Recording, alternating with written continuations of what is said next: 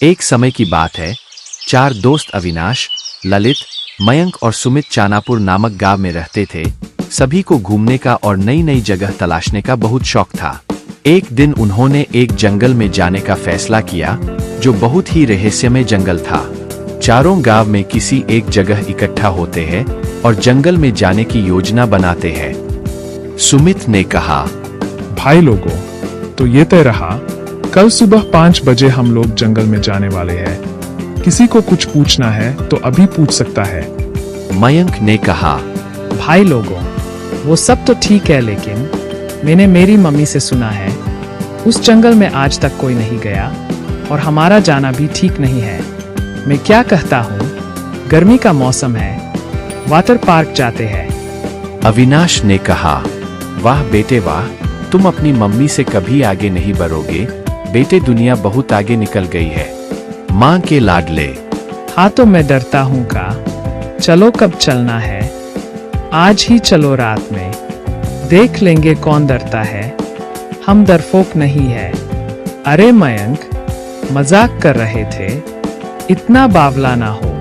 अगली सुबह चारों दोस्त जंगल की ओर चल पड़े। जंगल शांत और सुनसान था।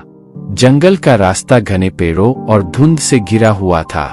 जैसे जैसे वे अंदर बढ़ते गए, अजीब सी आवाजें सुनाई देने लगी। जंगल में उनको एक बूढ़ा आदमी मिलता है और कहता है, बेटे, शाम होने से पहले पहले यहाँ से चले जाना, ये जंगल बहुत ही खतरनाक है। उन चारों ने उस बूढ़े आदमी की बात को इतना महत्व नहीं दिया और वो आगे चलते चले गए।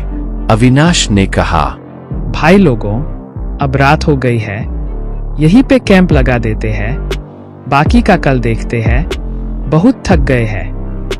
रात के समय उन्होंने एक सुरक्षित स्थान पर कैंप लगाया। आग जलाकर चारों दोस्त बैठकर बातचीत कर रहे थे। अचानक जंगल में एक अजीब सी आवाज गूंजने लगी। ललित ने कहा, यहाँ कुछ तो अजीब है, मुझे लगता है हमें यहाँ से लौट जाना चाहिए। अरे ललित, मयंक का तो पता था, अब तू भी करने लग गया। भाई लोगों, हमें डरने की कोई जरूरत नहीं है। अचानक मयंक ने पेड़ों के बीच कुछ चमकती आंखें देखीं। अविनाश, ललित, सुमित, इधर आओ, देखो, वो पेड़ के पास कुछ चमक रहा है। कहाँ है भाई? हमें तो कुछ नहीं दिख रहा। अरे छोड़ ललित, ये मयंकवा पगला गया है, इसको भूत दिख रहा है। चारों दोस्त सो रहे थे। उसी बीच सुमित अचानक जाग गया। उसे महसूस हुआ उसके पास कोई खड़ा हुआ हो। उसने देखा कि एक छाया उसके चारों ओर घूम रही है।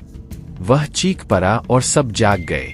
अविनाश ने पूछा, क्या हुआ सुमित? वह कांपते हुए बोला, यहाँ कोई है, कोई आत्मा।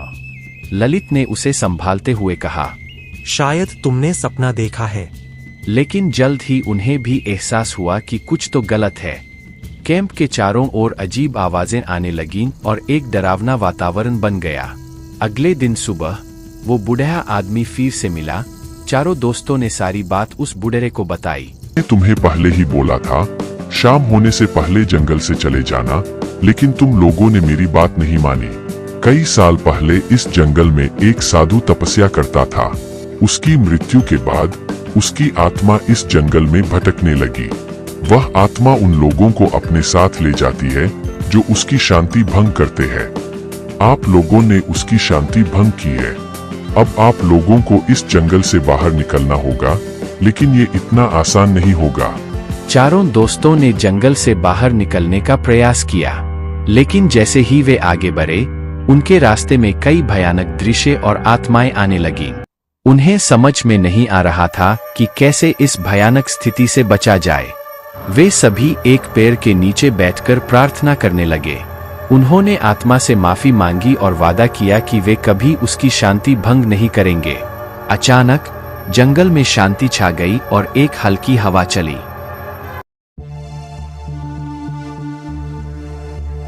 आत्मा ने आपकी माफी स्वीकार कर ली है। अब आप लोग सुरक्षित हैं। चारों दोस्त जंगल से बाहर निकल आए। वे डरावनी लेकिन सिखाने वाली यात्रा को हमेशा याद रखेंगे। उन्होंने सीखा कि कुछ रहस्य हमेशा रहस्य ही रहने चाहिए।